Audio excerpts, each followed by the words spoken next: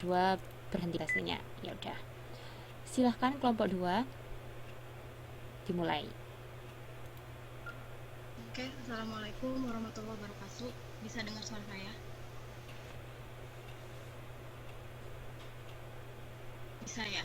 Oke. Terima kasih kepada Kak Tutor untuk waktu dan kesempatannya. Saya Kartini Dewi, perwakilan dari kelompok 2, akan membawakan presentasi modul 8, yaitu tentang pemasaran yang berorientasi pada pelanggan. Kebetulan di sini kami ke bagian kegiatan belajar 1, yaitu tentang pasar dan pemasaran, dan kegiatan belajar 2 yaitu tentang pengembangan produk. Oke Kak, kita langsung aja ke slide yang ketiga. Oke. Ini kita tahu ya bahwa kegiatan bisnis merupakan kegiatan yang sangat kompleks, dan pemasaran merupakan bagian penting dari keseluruhan strategi pemasaran. Untuk itu, kita penting sekali untuk mempelajari seluk-beluknya secara detail. Terlebih lagi, ketika kita turun ke dunia bisnis nanti, hal yang utama akan kita hadapi adalah tentang permasalahan pemasaran, yang di dalamnya termasuk tentang perencanaan, pengembangan, penetapan harga, promosi, distribusi, produk, dan lain-lain. Karena pemasaran merupakan ujung tombak kegiatan bisnis. Dari pelajaran sejarah yang sudah kita pelajari dulu ya, kita tahu bahwa sejak dulu proses pemasaran itu sudah ada, namun sangat sederhana sekali karena orang zaman dulu melakukan proses jual beli itu hanya dengan cara barter, yaitu hanya melibatkan barang dengan barang. Jadi sebelum ditemukan uang, orang zaman dulu itu hanya melakukan proses jual beli itu hanya barter saja ya.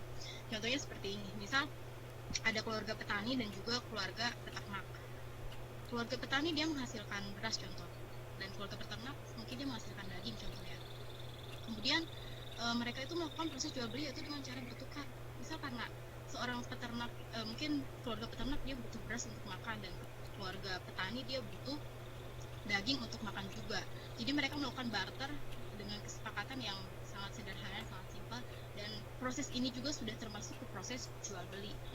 Kemudian pada tahun 1000 tahun sebelum Masehi ya, ini menurut seorang bernama Jack Weatherford dalam bukunya The History of Money, yang mengatakan bahwa uang itu ditemukan 1000 tahun sebelum Masehi. Nah, sebelum akhirnya uang ditemukan sebagai alat pembelian itu atau alat tukar ya. Jadi dulu orang-orang itu melakukan hanya secara barter, yaitu barang dengan barang.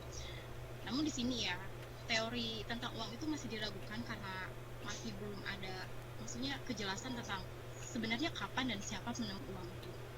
Di sini kami sebenarnya di buku tidak ada, cuman kita hanya menambahkan untuk sebagai referensi saja. Nah, dari sejarah ini bisa kita simpulkan bahwa proses pemasaran merupakan perencanaan dan penentuan atau eksekusi mengenai harga, promosi dan distribusi barang dan jasa untuk memfasilitasi kegiatan pertukaran yang dapat memenuhi tujuan individu dan organisasi. Jadi dalam proses pemasaran, pertukaran merupakan inti dari kegiatan bisnis yang secara umum melibatkan dua pihak utama, yaitu melibatkan pembeli dan juga penjual. Di sini pemasaran juga bertujuan untuk mendapatkan keuntungan. Nah, keuntungan itu bukan hanya untuk sebelah pihak saja, tapi untuk dua belah pihak. Misal seperti ini, ketika seorang pembeli ketika seorang penjual dia itu menjual barangnya itu tentu saja untuk mendapatkan keuntungan, itu berbentuk uang. Nah, sedangkan seorang pembeli dia membeli barang itu tentu saja dia juga berharap bahwa barang itu tuh mempunyai suatu segi manfaat untuk dirinya. Jadi ada asas pemenuhan kebutuhan, hal-hal seperti itu ya. Oke. Next Kak. Terima kasih. Nah, menurut Joshi, konsep pemasaran itu memiliki 5 buah pandangan. Yaitu yang pertama, menghubungkan antara konsumen dan produsen. Yang kedua, membantu meningkatkan standar hidup masyarakat. Yang ketiga, membantu meningkatkan pendapatan nasional. Yang keempat, peningkatan kesempatan kerja. Dan yang kelima yaitu berjalannya proses ekspor dan impor. Selanjutnya, perubahan sistem perekonomian dan perubahan dalam masyarakat. Pemasaran juga mengalami perubahan. Nah, perubahan-perubahan itu dikelompokkan menjadi 4 era.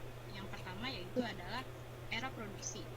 Pada era ini, orang cenderung melakukan produksi dalam jumlah banyak, sehingga tujuan bisnis mereka hanya berpusat pada produksi. Dan kebutuhan pemasaran yang terbesar pada saat itu adalah distribusi dan penyimpanan. Jadi pada saat ini tuh kebetulan orang-orang itu berprofesi sebagai seorang petani, dan hasil dari misalnya hasil produk utamanya itu adalah hasil tani. Jadi pada saat ini orang-orang itu misal seperti ini ya, ketika saat panen dia menjual semua hasil panennya, kemudian satu orang membeli dan disimpan. Nah, itu terjadi pada era produksi. Kemudian yang kedua yaitu adalah era penjajahan. Bila era sebelumnya menekankan pada proses produksi, di era ini perusahaan melakukan penekanan pada penjualan dan kegiatan pemasaran. Yang paling penting adalah perjualan personal dan juga periklanan. Nah, di sini sudah mulai jadi jadi perusahaan itu tetap dia melakukan proses produksi secara besar-besaran. Namun karena kita tahu ya, namanya kita memproduksi suatu produk secara besar-besaran, kemudian bisa seperti contohnya perusahaan membuat produksi misalnya 100%, kemudian yang terjual hanya 50%, otomatis yang 50%-nya lagi nganggur kan, otomatis. Nah, di situ perusahaan gimana caranya untuk menekan biaya produksi agar semua produksi atau barang atau produknya itu bisa terjual, makanya dia melakukan sebuah cara yaitu penjualan personal dan juga periklanan. Oke.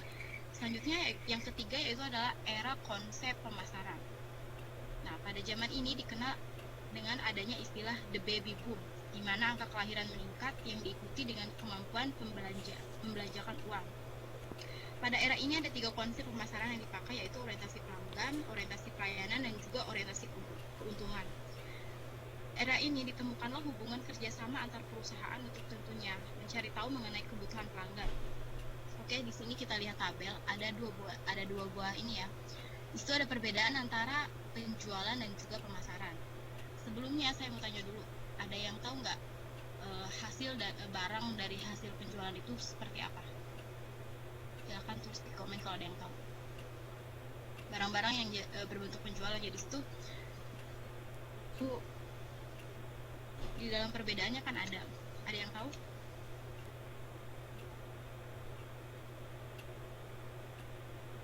Nggak ada yang tahu? Sebelumnya apa suara saya terlalu cepat? Kedengaran kan?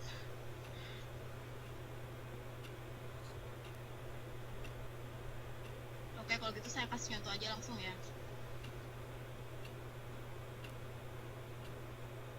Oke.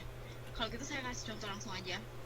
Di situ ada penjualan dan juga pemasaran. Nah, contoh untuk barang-barang penjualan itu seperti mungkin kayak kita tahu ya, ada merek-merek terkenal itu kayak misalnya kalau dalam produksi tas itu misalnya kayak Gucci, kayak Louis Vuitton, atau enggak mungkin apa gitu, Burberry. Jadi mereka itu hanya menunjukkan keunikan dari perusahaan mereka sendiri.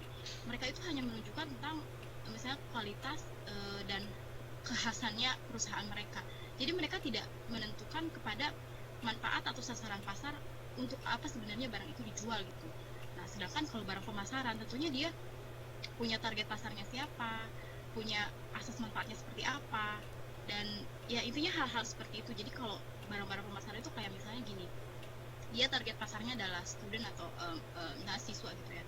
Kemudian dia produksinya itu produksi mungkin tas. Nah, di situ tas yang diproduksinya itu lebih ke misalnya dilihat dari asas produksinya, kalau misalnya tas seperti ini tuh bisa nggak dia dibawa ke sekolah gitu, terus manfaatnya seperti apa, apakah bisa nyimpan buku dengan banyak atau gimana gitu. Jadi hal-hal seperti itu. Kemudian yang terakhir yaitu era relasi pelanggan. Nah, pada era ini kepuasan pelanggan menjadi prioritas utama. Next, Kak.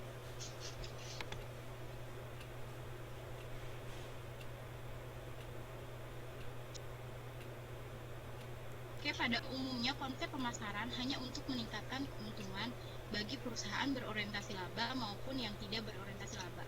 Itu maksudnya, jadi awal perusahaan itu berdiri, yaitu tujuan utamanya itu adalah dia hanya untuk mengambil keuntungan untuk perusahaan saja.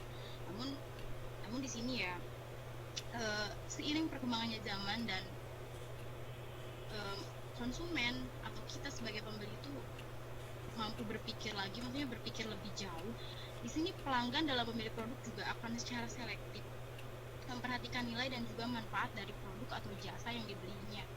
Nah, apa saja kah gitu yang sering diperhatikan oleh pelanggan? Di sini ada tentunya ada di sini ada 4 kegunaan ya, atau 4 manfaat. Yang pertama yaitu ada kegunaan bentuk.